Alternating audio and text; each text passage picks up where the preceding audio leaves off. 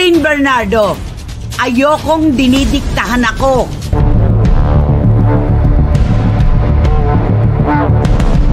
Kapamilya actress na si Catherine Bernardo, hinding-hindi na magpapadikta pa. Kung bago lang kayo dito sa aking YouTube channel, huwag kalimutan mag-subscribe at pindutin niyo na rin ang notification bell para ma-notify kayo sa ating susunod na video. Maraming salamat.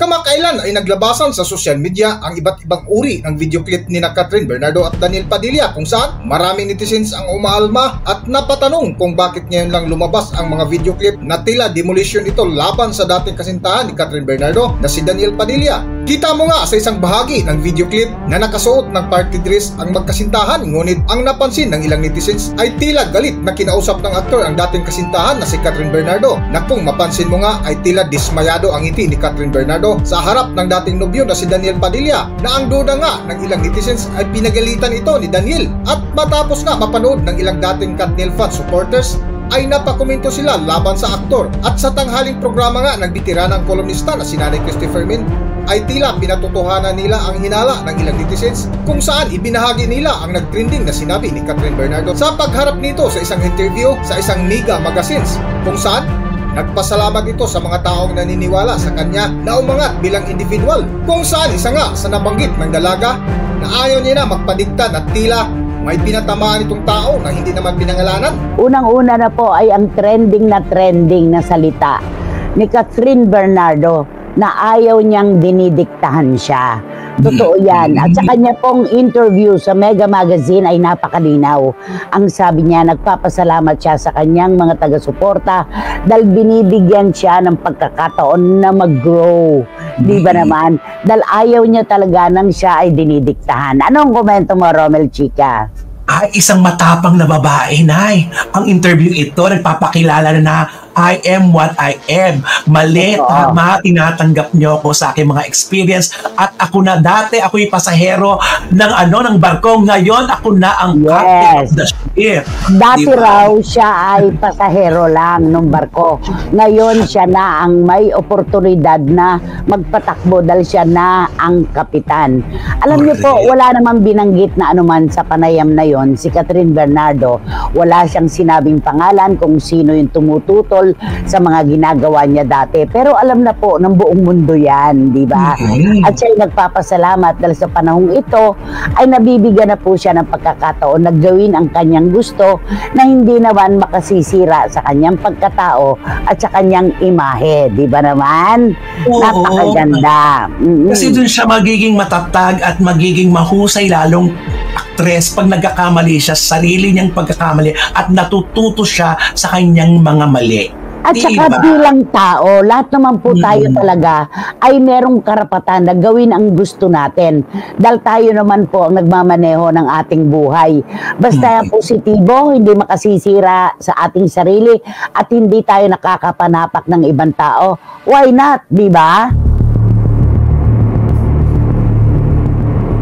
At sa huling bahagi nga ng kwentuhan ni Nanay Christopher Min ay ibinahagi nila ang komento ng ilang netizens kung saan suportado nila ang pahayag ni Catherine Bernardo.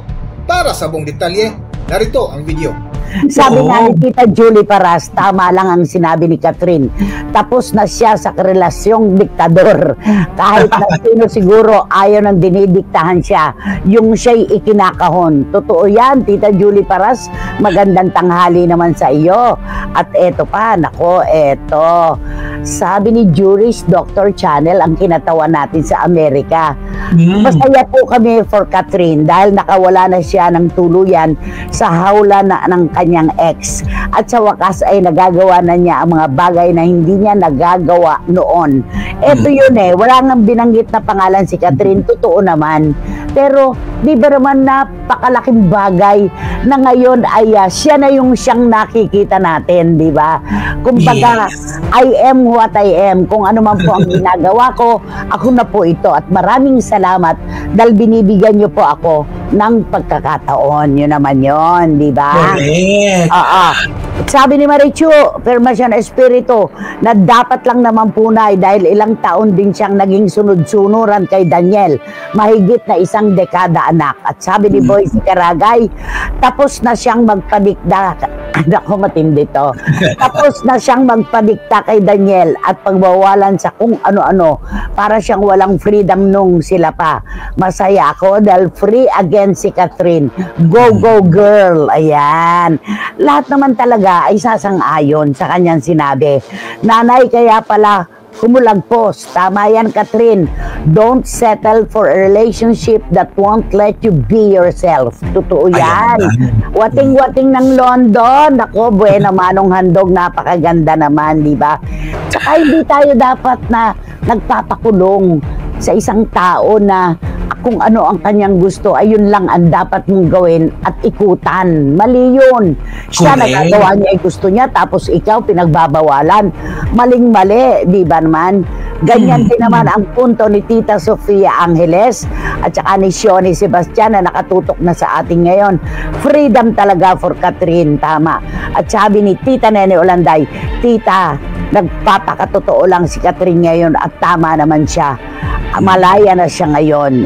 Yung kalayaan kasi napakahalaga po, hindi lang sa babae, maging sa kahit sinong tao.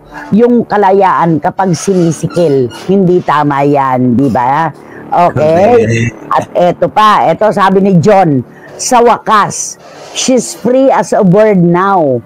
Napakaganda para kay Catherine ang ginagalawan niyang mundo ngayon. Hindi katulad ng dati, gusto niyang magsuot ng medyo kita leeg niya.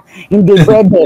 Magpaigsi ng damit, hindi pwede. Ginawa siyang manang-manang ng kanyang ex, kaya dapat lang napatunayan niya ngayon. She is herself now, na napakaganda.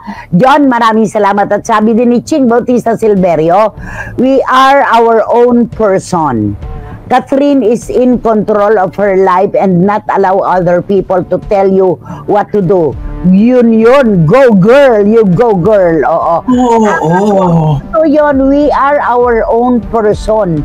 Tayo po ang gagawa ng kung sino tayo. Kikilos tayo ng tayo talaga. Gagawin natin ang alam nating makakapagpasaya sa atin. Hindi po natin dapat ipaubaya sa ibang tao ang kung ano dapat tayo. Tama yan. Correct. Hindi tayo nalilimitahan sa ating mga gustong gawin. Oo, malapad ang mundo, napakalawak ng mundo. Huwag tayong papayag na ang iikutan natin, babakuran lang, hanggang doon lang tayo. Ay, mali yun. At ngayon lang ito natikman ni Catherine Bernardo pagkatapos ng 1 dekada. Kaya wala man siyang binanggit kung sino ang nagdikta sa kanya noon. Kasi linaw po ito ng tubig sa batis na hindi pa napupuntahan ng mga katauhan, di ba, sa linaw. So, hanggang dito na lang muna ang ating video at kung nagustuhan nyo, huwag kalimutan mag-subscribe at pindutin nyo na rin ang notification bell para ma-notify kayo sa ating susunod na video. Maraming salamat!